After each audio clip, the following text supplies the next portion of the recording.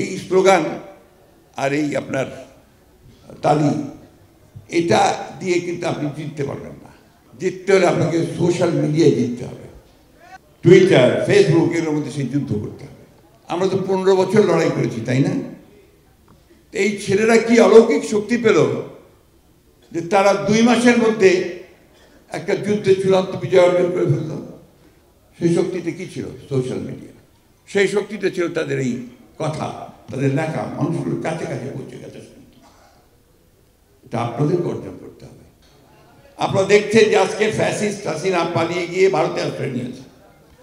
ভারতে আশ্রয় নিয়ে সে তার মতো কাজ করছে। সে লন্ডনে একটা মিটিংও করেছে মধ্যে ডিজিটালি সে লন্ডনে আওয়ামী লীগের নেতাকর্মীদের নিয়ে একটা মিটিংও করেছে। অর্থাৎ সে সক্রিয়, সে অ্যাক্টিভ, সে তার কাজ করছে আবার ঋত ক্ষমতাকে ফিরে পাওয়ার জন্য। তা আমাদেরকে তখন অ্যাক্টিভ হতে হবে যাতে করে আমরা তাদেরকে প্রতিহত করতে পারি। তারা যেন ফিরে আসতে না পারে। সেটা কিভাবে হবে? সেটা একদিকে যেমন একটা ঐক্য, জনগণের দৃঢ় ঐক্য, একমাত্র ঐক্য, অন্যদিকে আপনার মেধা দিয়ে আপনাকে আগে জিততে হবে। যে কথাটা আমি আজকাল প্রায় বলছি, এই স্লোগান আর এই আপনার তালি এটা দিয়ে কিন্তু আপনি জিততে পারবেন না। জিততে হলে আপনাকে সোশ্যাল মিডিয়ায় জিততে হবে। সামাজিক যে আপনার যে টুইটার, ফেসবুক এর মধ্যে সেই যুদ্ধ করতে হবে।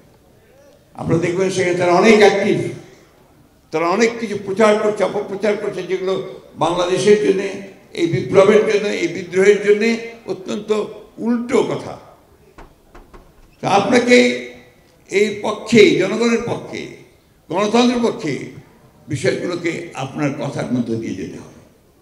সে কথাগুলো হবে আপনার এই মিডিয়ার, সোশ্যাল মিডিয়ার মধ্যে দিয়ে। আমাদের মেইন মিডিয়ার ভাইরা এখানে আছেন, তারাও বলার চেষ্টা করেন, এই জানি পারছেন বলতে, বিকজ ফ্রিডম। আগে পারতেন না, কিন্তু এখন পারছেন। তারপরেও আমাদেরকে ওই মাধ্যমটা যেটা সবচেয়ে বেশি চলে সেটাকে আমাদেরকে কাজে লাগাতে হবে। বসুন্ধরা টিস্যুতে ছাড়ের ছড়াছড়ি। বসুন্ধরা টিস্যু নিয়ে এলো নিশ্চিত ছাড়।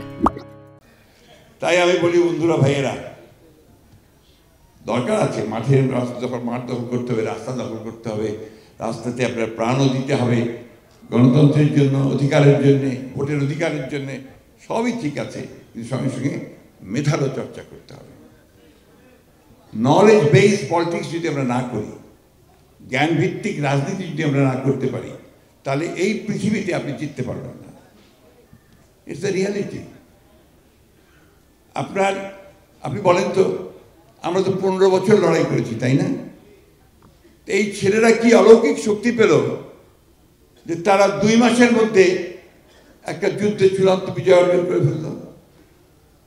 সেই শক্তিটা কি ছিল? Social media. সেই শক্তিটা ছিল তাদের এই কথা, তাদের লেখা মানুষগুলোর কাছে কাছে পৌঁছে গেছে। এটা আপনাদেরকে অর্জন করতে হবে এবং সেটা তরুণদেরকেই করতে হবে।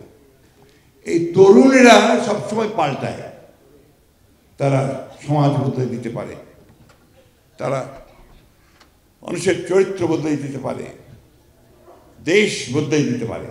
তাদের সেই শক্তি আছে। সেই শক্তিকে আপনাদেরকে কাজে লাগাতে